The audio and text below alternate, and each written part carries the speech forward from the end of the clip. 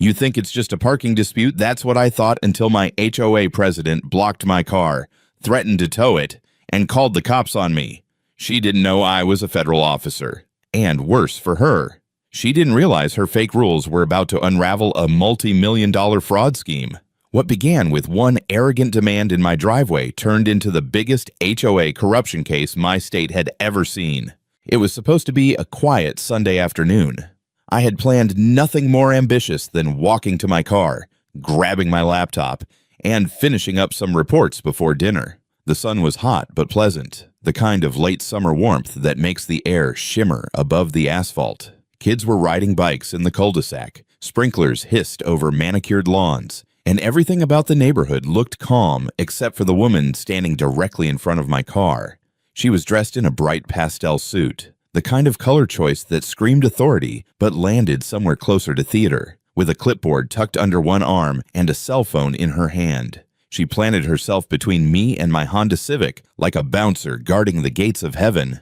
"This vehicle," she announced loudly enough for the entire block to hear, "is in violation of HOA Regulation 47B, subsection 3 regarding weekend parking proximity to community mailbox access." I froze halfway to the car, more baffled than angry. Regulation 47B, subsection 3. I'd been in this neighborhood for 3 years and never once heard of such a rule. Around us, a few neighbors peeked out from their porches and curtains, the way people do when they sense a show about to begin. I crossed my arms and leaned against the mailbox. "Ma'am," I said evenly, "I'm parked in a legal public parking spot. The HOA has no jurisdiction here." Her eyes narrowed like I had just spat in her lemonade. "You either move this car or I'll have it forcibly removed. You can't just park wherever you want. This is our community." It was a performance. Really. Her voice carried that peculiar frequency, half shrill, half commanding, that HOA bullies seemed to perfect over years of petty enforcement. I could see she relished the crowd forming, as if their quiet stares were validation of her power. But 15 years of working in federal service had taught me 2 things. First, always keep your cool. Second, always document everything. Without a word, I pulled my phone from my pocket and hit record. Virginia's one-party consent law made it perfectly legal, and I had a hunch this performance would be worth saving. Karen's face flushed an angry shade of red. "Don't you dare record me. I am the president of this homeowners association, and you will respect my authority." Respect, I thought, was earned, not demanded. "If you're confident in your authority," I replied calmly, "then you won't mind this conversation being preserved." Her jaw tightened. She stepped closer, pointing a trembling finger at my windshield. "You're trespassing. Move the car voluntarily, or I'll have you arrested. You think I'm bluffing? Watch me." And just like that, she dialed 911. The absurdity of it all nearly made me laugh.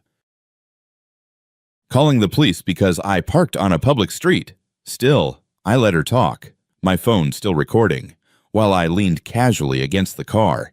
Neighbors whispered among themselves, some clearly entertained, others looking uncomfortable.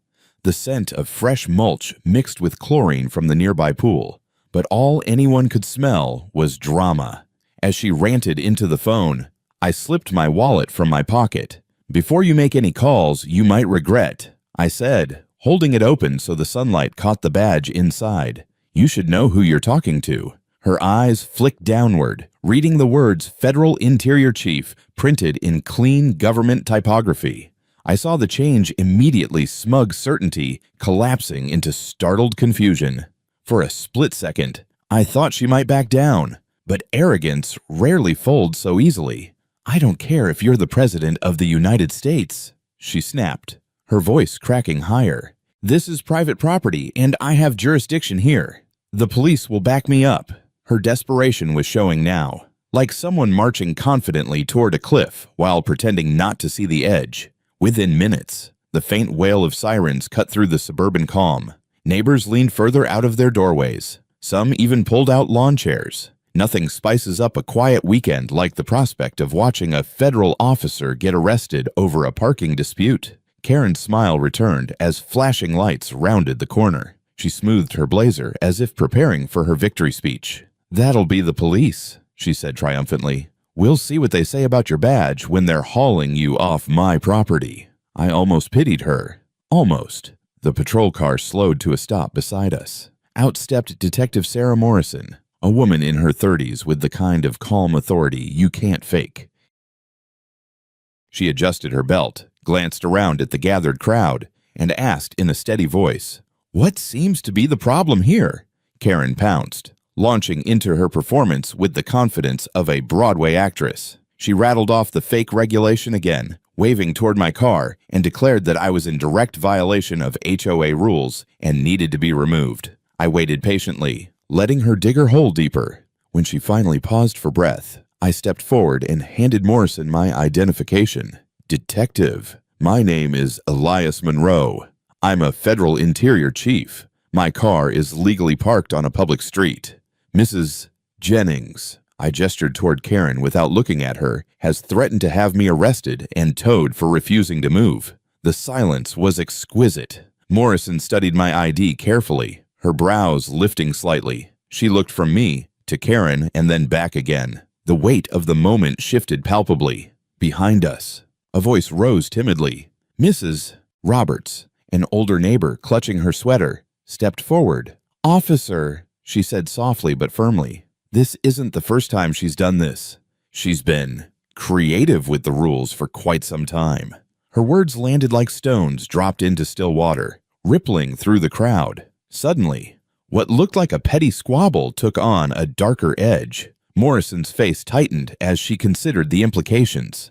Karen sputtered, her confidence faltering as the detective turned toward her. "Ma'am, are you aware this is a public street? HOA regulations don't extend here." The pastel queen's face drained of color. She opened her mouth, closed it, then tried again with less force. I was only trying to protect community standards, but the murmurs among neighbors had changed. What began as entertainment was morphing into something else, a reckoning. And as I stood there, calm badge in hand, I realized that my quiet Sunday was over. What I thought was just a petty parking dispute was the opening act of a much bigger story. Detective Morrison stood between us, the sunlight glinting off the hood of her patrol car. She had the kind of expression that betrayed nothing professional neutrality, as if she'd handled hundreds of neighborhood quarrels just like this. But the way her eyes lingered on my federal badge told me she understood this wasn't the usual noise complaint. "All right," she said evenly. "Why don't we go one at a time?"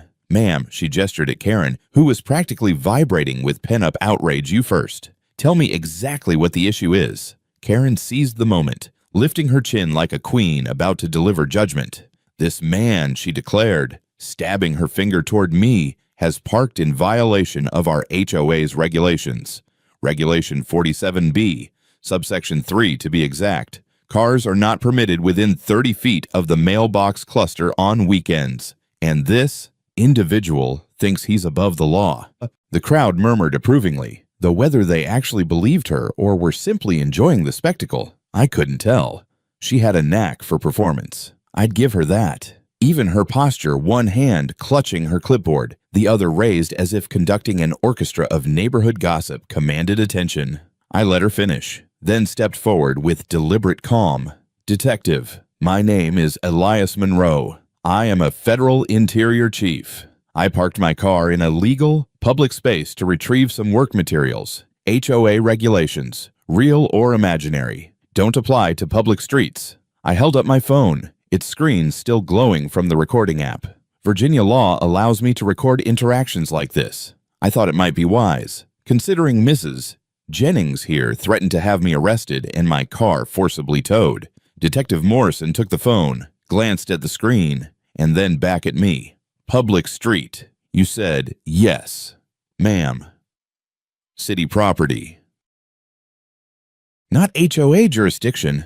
Her eyes shifted toward Karen. "Is that true?" Karen faltered. I saw it the first crack in her pastel armor. She licked her lips, tried to rally. "This neighborhood is private. Our HOA has oversight of all property within community boundaries. He has no right." But Morrison cut her off with the kind of gentle firmness only an experienced officer can muster. "Ma'am, HOA authority ends where public property begins. Unless your association owns this street, which, according to county records, it doesn't. You can't dictate who parks here. The silence that followed was heavy. Neighbors exchanged glances. Someone stifled a laugh. Karen's face darkened. That's not the point. This man is disruptive. He refuses to comply with our standards. Mrs. Jennings, Morrison said, her patience thinning. The point is whether he violated the law. And from what I can see, he hasn't. For a brief moment, Karen looked like a balloon that had lost its helium. Her shoulders sagged, her lips tightened, and her gaze darted around as if searching for someone, anyone, to back her up. But support was evaporating. That's when Mrs. Roberts, the elderly neighbor who had spoken earlier, stepped forward again. She clutched the edge of her cardigan like a shield, but spoke clearly enough for everyone to hear. Officer, this isn't the first time she's done this. Last spring, she had the Thompsons written up for leaving their car in their own driveway overnight. And the Nakamuras, before they moved, she fined them for having their trash cans out 30 minutes too early. She uses these so-called rules to push people around.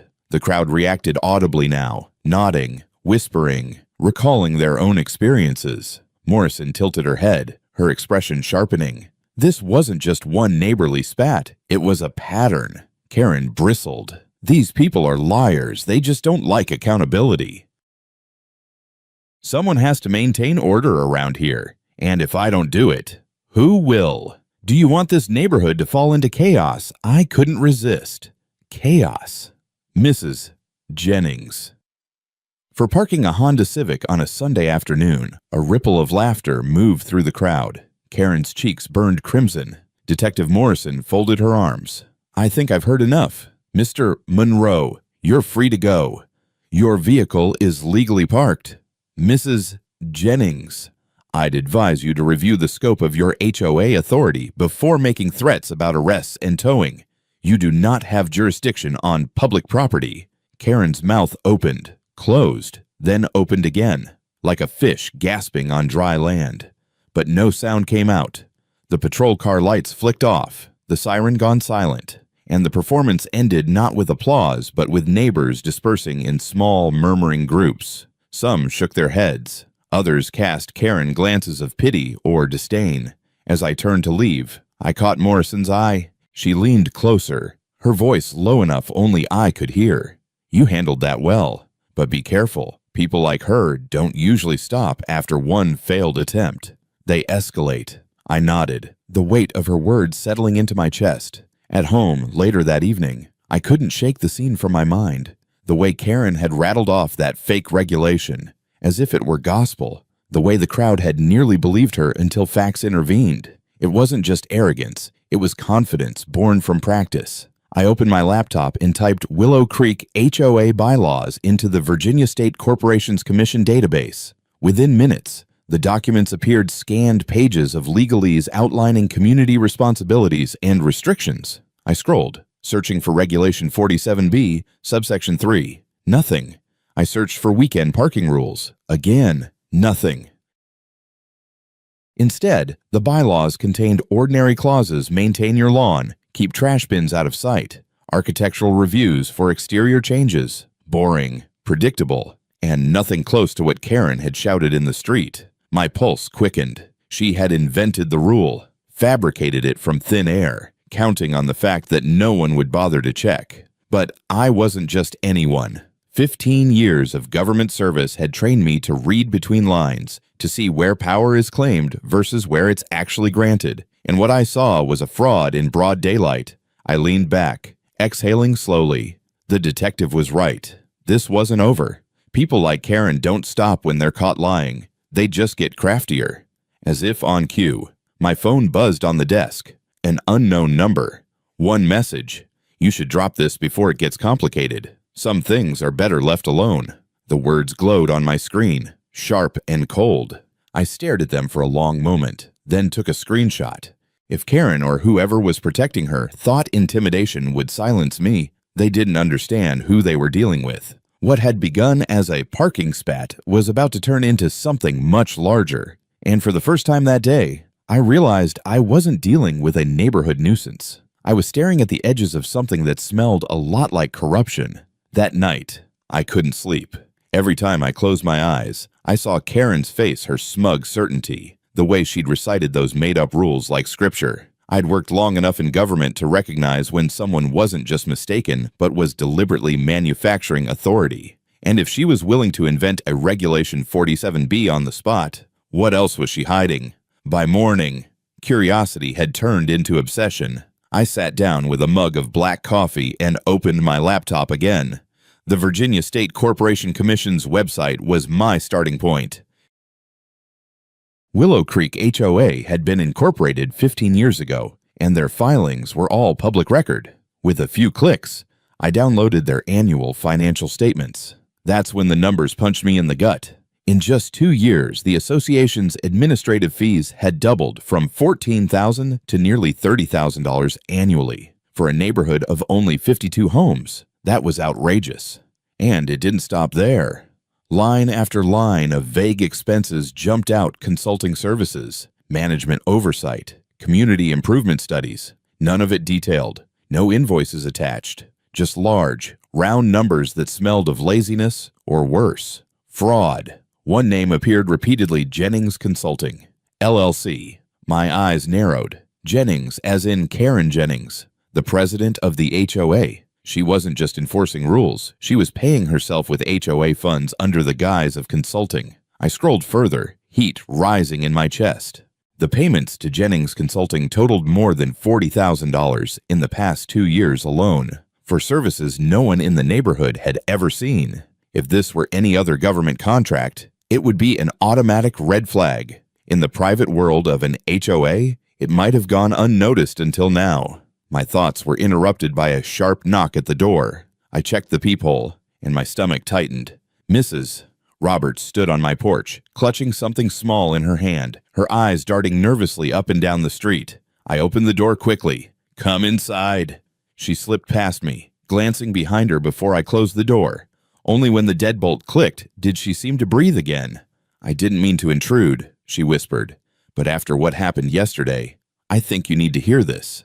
She placed a small handheld recorder on my coffee table, one of those cheap devices students use to capture lectures. She pressed play. Karen's voice filled my living room, shrill but commanding.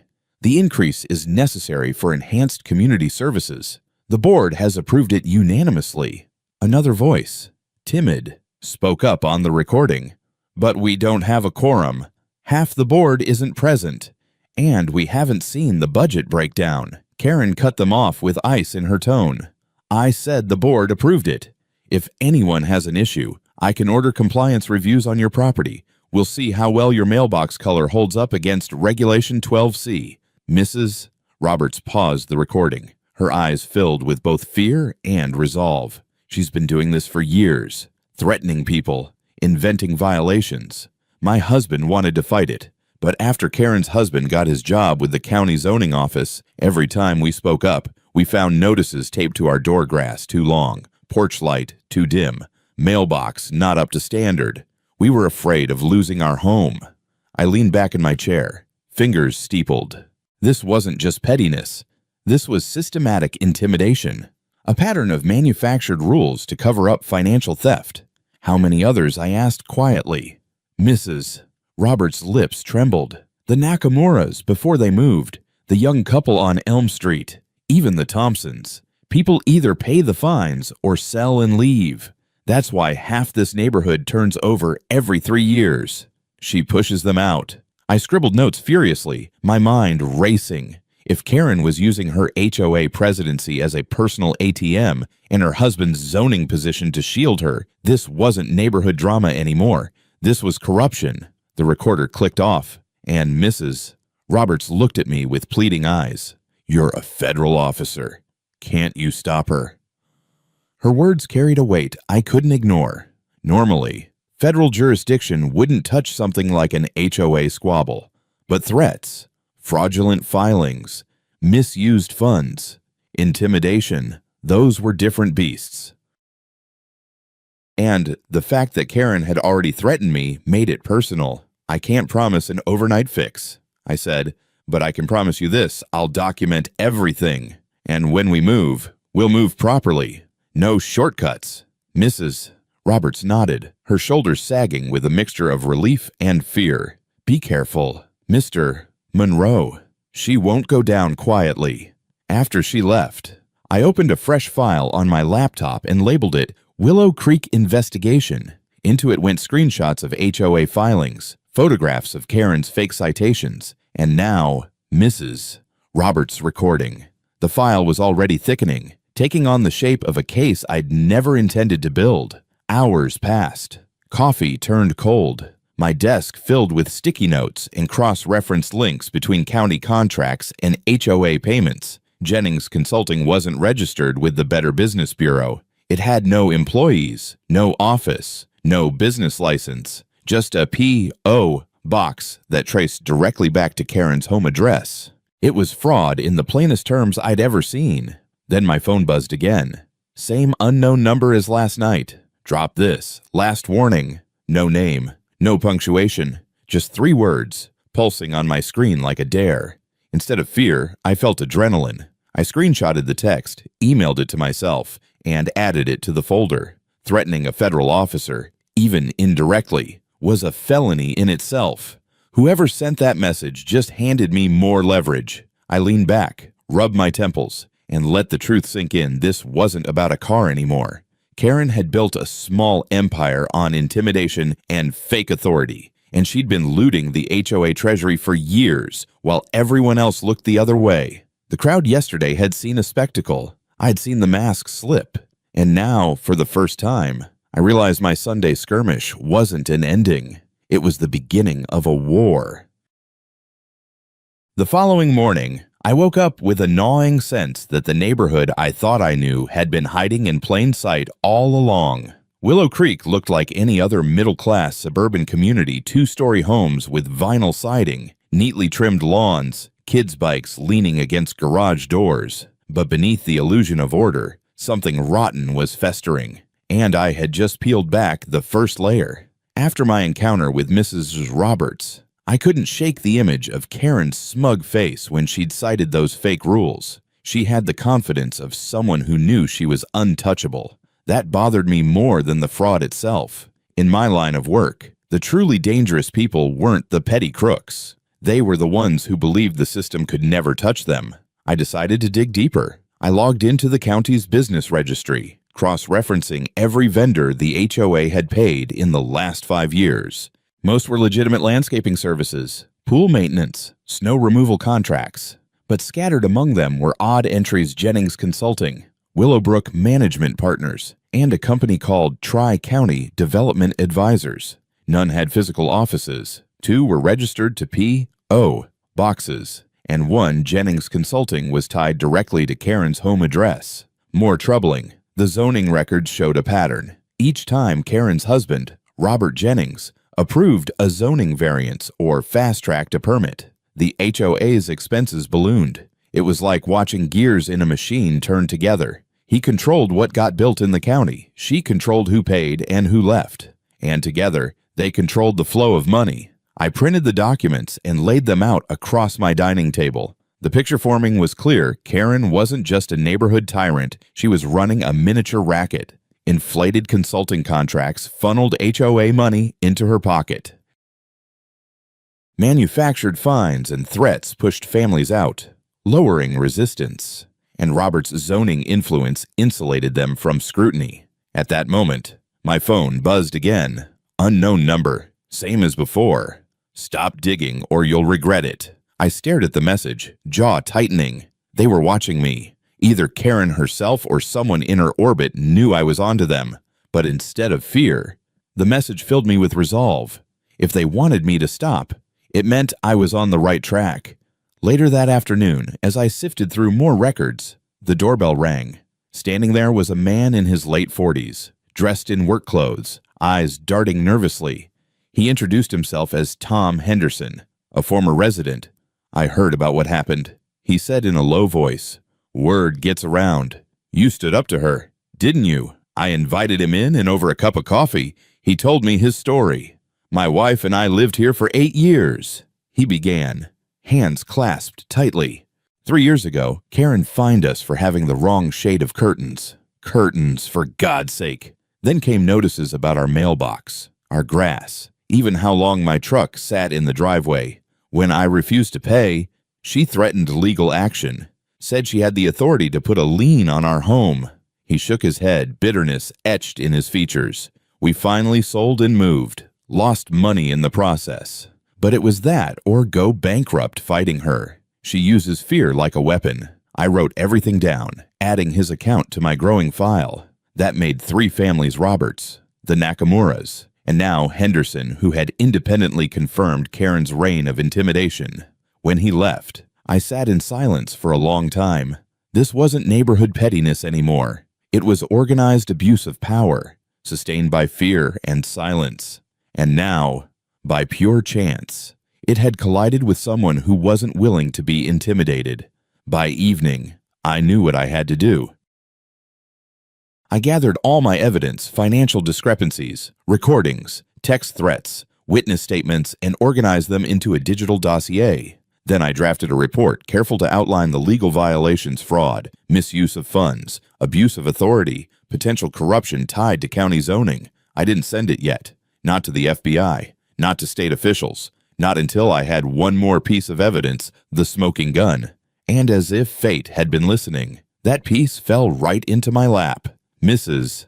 Roberts returned the next day, this time with a folder in hand. "I wasn't sure if I should give you this," she admitted, "but I can't keep it to myself anymore." Inside were minutes from the last HOA board meeting. Only they weren't real minutes, they were fabrications. Handwritten notes showed the actual meeting had lacked a quorum.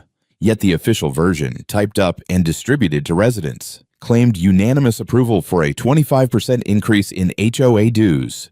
Even worse, attached to the minutes was a contract Willow Creek HOA agreeing to pay Jennings Consulting an additional $15,000 for strategic oversight. That was it. Proof of procedural fraud and financial self-dealing. I looked at Mrs. Roberts, who seemed both terrified and relieved. "Do you realize what this means?" I asked. She nodded, lips pressed into a thin line.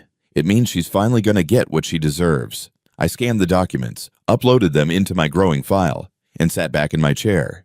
The case was ready.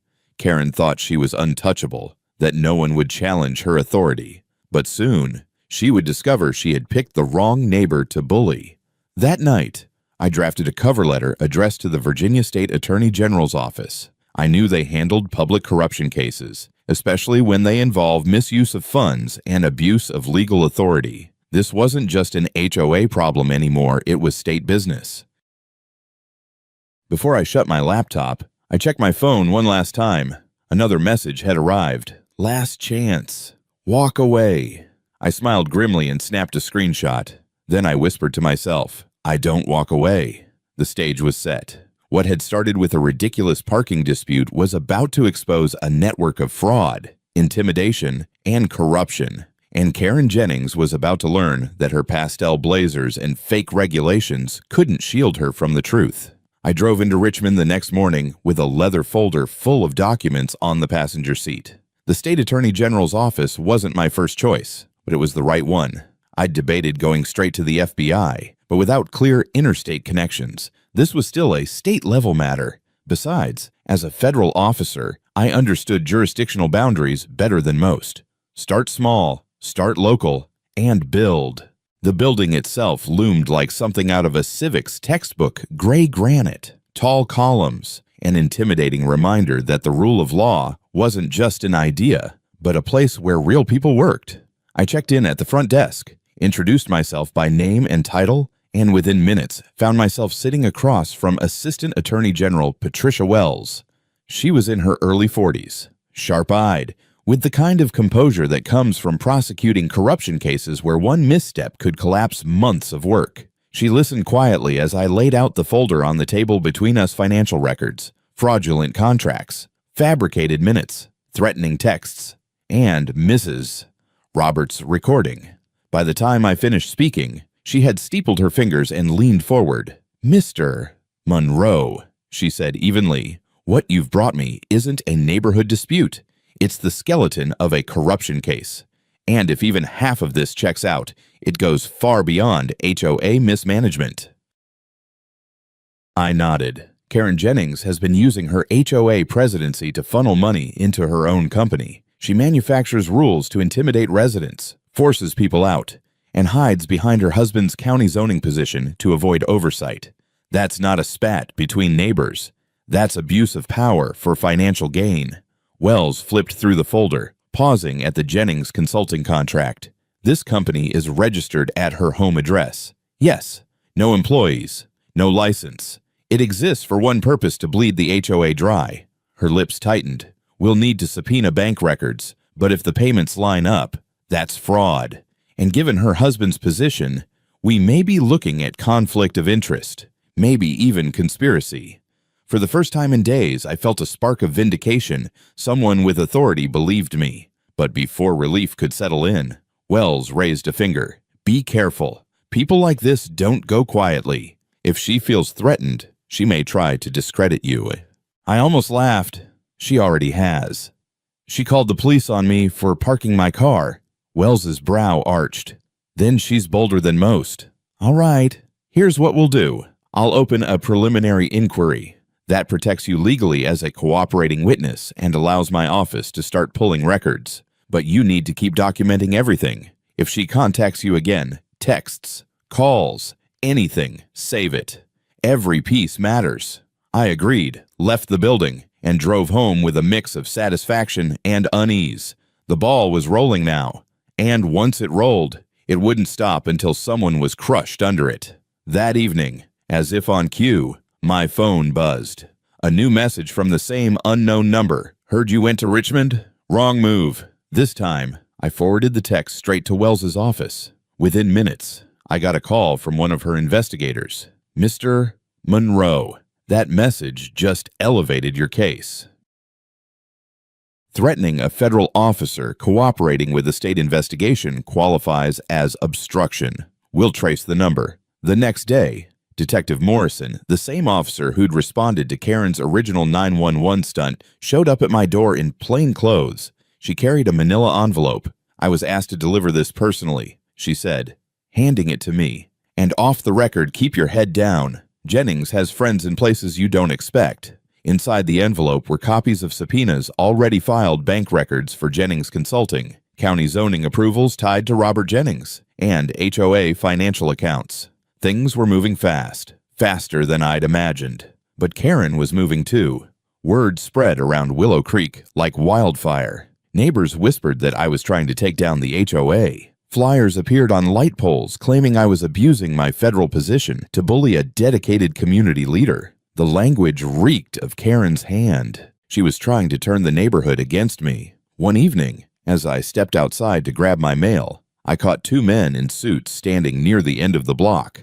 They weren't from around here. I knew every face in this neighborhood. They pretended to chat casually, but their eyes tracked me. When I approached, they turned and walked briskly away. That night, another message came. Back off, or we'll make this personal. I sat at my desk, staring at the glowing screen, then at the thickening folder of evidence. Karen's arrogance was her downfall. Every threat she sent, every flyer she printed, every fabricated rule, it all became more rope to hang herself with. But it wasn't just her anymore. The men in suits told me this was bigger. This was coordinated. 2 days later, Wells called again. Her voice carried an edge I hadn't heard before. Mr. Monroe, we pulled bank records. Jennings Consulting has received over $200,000 in payments, not just from your HOA, but from 3 others in the county, all for consulting services.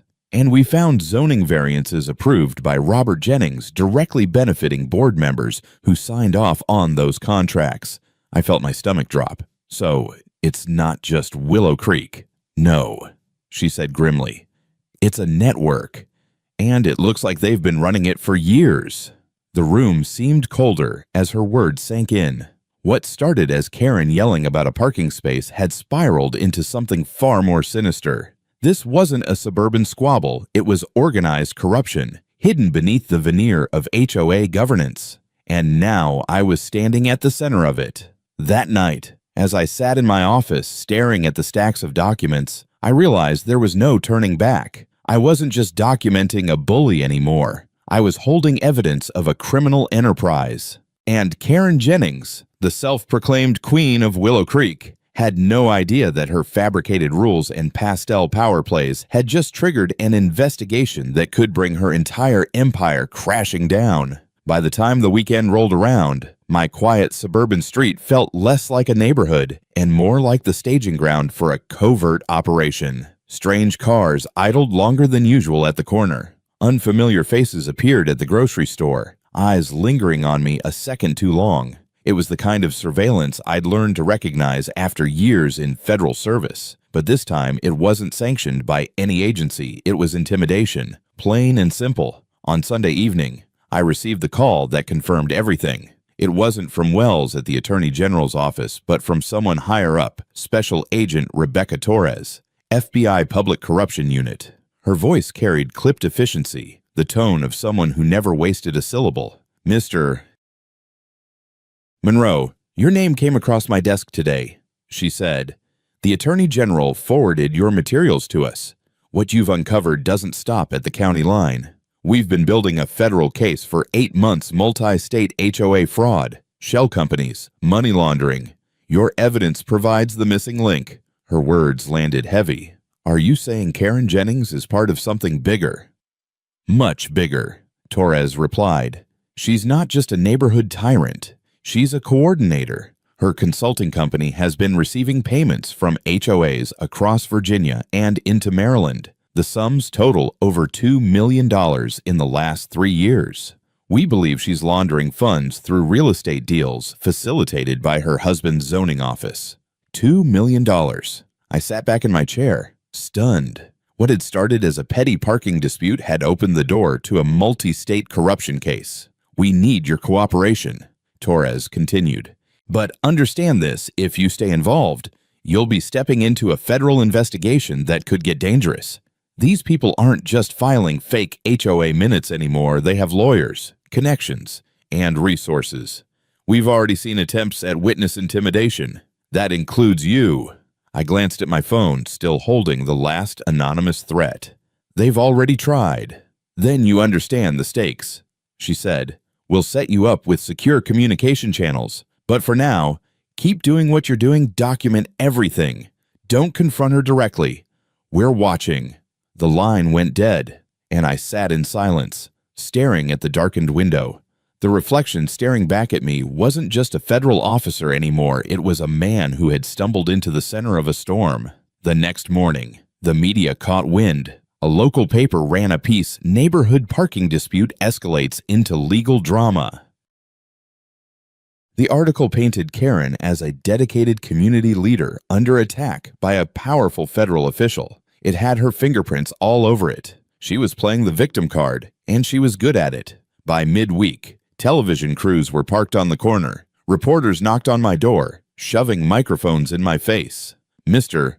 Monroe, are you abusing your federal position to bully your HOA president? Did you threaten Mrs. Jennings with prosecution? I refused to comment. But the smear campaign was working. Neighbors I'd spoken with just days before now avoided eye contact. Flyers appeared in mailboxes accusing me of trying to bankrupt the community with legal battles. It was psychological warfare, and Karen was pulling every string she had. But she didn't know I was already 3 steps ahead. Late that Thursday night, I received another secure call from Torres. We intercepted communications from Jennings. She's been meeting with associates in Maryland. We believe she's trying to move assets and destroy evidence. But in doing so, she confirmed her link to the larger network. What does that mean for me? I asked. It means you're officially part of a federal case now. You'll be listed as a cooperating witness under protective monitoring. But it also means you're a target. She knows you're the reason this blew up. As if on cue, my phone buzzed with another message from the unknown number. This one was different. It wasn't a warning. It was a photo. My house, taken from across the street. The timestamp showed it had been snapped less than an hour earlier. I forwarded it to Torres immediately. Within minutes, 2 black SUVs rolled into the neighborhood and parked discreetly nearby.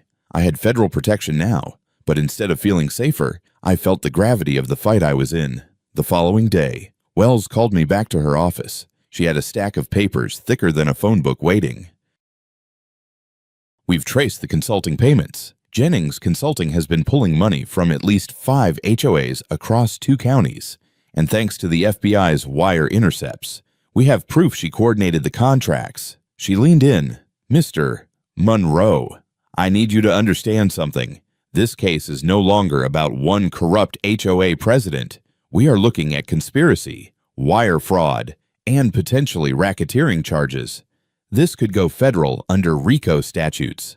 I exhaled slowly, the weight of it pressing against my chest, all because she tried to tow my car. Wells gave a thin smile. Arrogance makes people sloppy. She thought she was untouchable. She didn't count on you. That night, I drove through Willow Creek, taking in the rows of houses lit by porch lights. From the outside, nothing had changed. The kids still played. Sprinklers still hissed. Dogs still barked behind fences.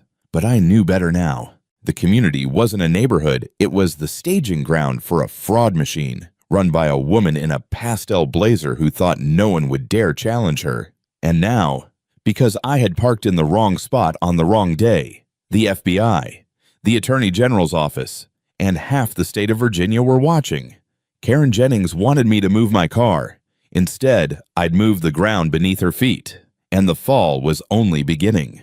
The morning after the FBI confirmed Karen's ties to the wider network, my neighborhood no longer felt like the quiet place I'd once chosen for peace. Every driveway, every curtain twitch, every unfamiliar vehicle parked on the corner looked suspicious. I knew better than to ignore that feeling. Paranoia in my line of work was just another word for survival. By 9 a.m., the media blitz had begun. Local news stations ran headlines portraying Karen as a devoted HOA president targeted by overreaching federal authority. Interviews featured carefully selected neighbors praising her dedication to community standards. Watching from my living room, I almost laughed. These same people had whispered their frustrations about her for years. But fear and manipulation are powerful tools, and Karen wielded both with skill. The FBI anticipated her counterattack. That afternoon, I was summoned to the Richmond field office, where a conference room had been converted into what looked like a war room. Maps of counties, charts of financial flows, and photos of suspects covered the walls. At the center stood Special Agent Torres, her posture sharp, eyes blazing with purpose. "She's trying to own the narrative," Torres said, gesturing toward a television replaying Karen's interview. "So we're going to beat her at her own game." The plan was called Operation Spotlight. Instead of keeping everything under wraps, the Bureau decided to go public with select pieces of evidence. Financial records, fake contracts, recordings material sanitized enough not to jeopardize the case but damning enough to sway public opinion. "We're flipping the script," Torres explained. "Sunlight is the best disinfectant. If Karen wants a public fight, we'll give her one." I felt a mix of apprehension and admiration. This wasn't standard procedure. Federal investigations usually thrived in the shadows, but Karen's media manipulation had forced their hand. By Saturday morning, the evidence drop hit the news cycle. Charts showing Jennings Consulting siphoning money, audio clips of Karen threatening homeowners with bogus fines, visuals of HOA funds flowing into shell accounts. It was everywhere: morning news shows, online articles, even national outlets picking up the story. The effect was immediate. My phone lit up with texts from neighbors. I had no idea it was this bad. "We should have spoken up sooner." Even Mrs. Roberts called me in tears, relieved that people finally believed what she'd been saying for years. But Karen didn't fold. No, she doubled down. The very next day, she appeared on a rival news channel flanked by her attorney, accusing me and the FBI of harassment. "This is government overreach," she proclaimed, her voice steady, her pastel suit crisp as ever. "All I've ever done is protect our neighborhood. Now I'm being painted as a criminal because I dared to hold people accountable." It was masterful spin, and I knew some would believe it. That evening, as I returned from a briefing at the field office, I noticed a black sedan idling across from my house. Inside were 2 men, one pretending to scroll on his phone while the other stared directly at me. My stomach tightened. When I turned my car into the driveway, The sedan rolled slowly down the street and disappeared. Minutes later, a text arrived. "We warned you. This ends now." I forwarded it to Torres, who called back within seconds. "We're tracing it. Don't leave your house tonight. We're sending a surveillance team to sit outside." The weight of the situation pressed down harder than ever. This wasn't neighborhood bullying anymore. This was organized crime, and organized crime had a way of pushing back hard when cornered. 2 days later, the pushback escalated. Several witnesses who had agreed to cooperate with the state investigators suddenly recanted their statements. One neighbor, Mrs. Peterson, called me crying. They came to my door. She whispered, "Men in suits. They said I must have misunderstood the meetings, that Karen was just doing her job. They scared me. Elias, I can't do this." It was a textbook intimidation campaign, and it was working. Fear spread faster than facts. But the FBI had anticipated this too. Torres convened another strategy meeting. "We're accelerating the timeline," she announced. The media attention, the intimidation, the asset transfers, it's all pointing to a network in crisis. We move now, or we risk losing them. The plan was bold simultaneous raids across 3 states, executed at dawn. Arrest warrants had been secured for Karen, her husband, and at least 6 associates tied to the fraudulent consulting contracts. The night before the raids, I barely slept. Every creak of the house sounded like an intruder. My laptop glowed on the desk, the open file reminding me how far we'd come from a parking dispute to a federal takedown of a multi-million-dollar scheme. At 5 a.m., the call came. "It's done," Torres's voice said, clipped but triumphant. "We have them." News broke within hours. Helicopter footage showed FBI agents escorting Karen out of her house in handcuffs. Her pastel blazer replaced with a gray hoodie. Her husband was arrested at his county office, escorted past stunned coworkers. Boxes of documents, hard drives, and even shredded papers were hauled out as evidence. The neighborhood exploded in chatter. Some were shocked. Others said they always suspected. But no one could deny the truth now the Queen of Willow Creek had fallen. Still, even as I watched the footage, I knew better than to celebrate too soon. People with resources and networks don't go down quietly. Karen had played her part well, casting herself as a victim, spinning narratives, intimidating witnesses. And sure enough, by evening, her attorney held a press conference claiming the arrests were politically motivated, the evidence fabricated, and that Karen was the true victim of federal bullying. The battle wasn't over. It was only moving into a new arena, the courtroom. And as I turned off the television, one thought burned in my mind. Karen Jennings might be in handcuffs, but the machine she helped build wasn't dismantled yet. The hardest part was still to come. The morning of the arraignment, the courthouse steps looked like a movie set. News vans lined the street, their satellite dishes aimed skyward. Reporters jostled for position behind metal barricades, microphones ready. Protesters held signs, some demanding justice, others insisting on Karen's innocence. It felt surreal, watching the spectacle unfold around what had started as one woman screaming at me over a parked car. Inside, the air was thick with tension. Karen entered, flanked by her attorneys, dressed not in her signature pastel, but in a charcoal gray suit, her hair pulled tightly back. She wore an expression carefully curated for the camera's part defiance, part martyrdom. Robert Jennings followed close behind, his face pale, avoiding eye contact with anyone. The prosecutor laid out the charges: wire fraud, embezzlement, conspiracy, obstruction of justice, and racketeering under the RICO statute. Each count carried years of potential prison time. When the clerk read embezzlement of over $2 million, a murmur rippled through the courtroom. Karen's attorney rose smoothly. "Your Honor, my client is a respected community leader. These charges are politically motivated and rely on testimony coerced under duress. The so-called evidence was obtained improperly, and we intend to prove that in court." I sat in the gallery, jaw tight. It was infuriating to hear them twist the truth, but I knew the evidence was overwhelming. The financial records, the recordings, the threatening texts, the shell companies, it all painted a picture no spin doctor could erase. The judge denied bail, citing risk of flight and ongoing witness intimidation. Karen's mask cracked for the first time, her jaw tightening. her eyes flashing as marshals led her away. For a fleeting moment, I saw the real woman behind the performance, the one who had bullied neighbors, fabricated laws, and thought herself untouchable. But victory was not without cost. In the days that followed, retaliation hit the neighborhood hard. Residents who had spoken out received anonymous phone calls at night. One family found their mailbox smashed. Another woke to find graffiti sprayed across their garage snitches. Fear returned like a storm cloud, and people began asking themselves if speaking up had been worth it. I struggled with the same question late at night, sitting alone in my study. Yes, Karen and Robert were behind bars. Yes, the FBI had dismantled much of their network, but the scars they'd left on Willow Creek and on other communities ran deep. Trust, once broken, doesn't rebuild overnight. Then came a surprising twist. Mrs.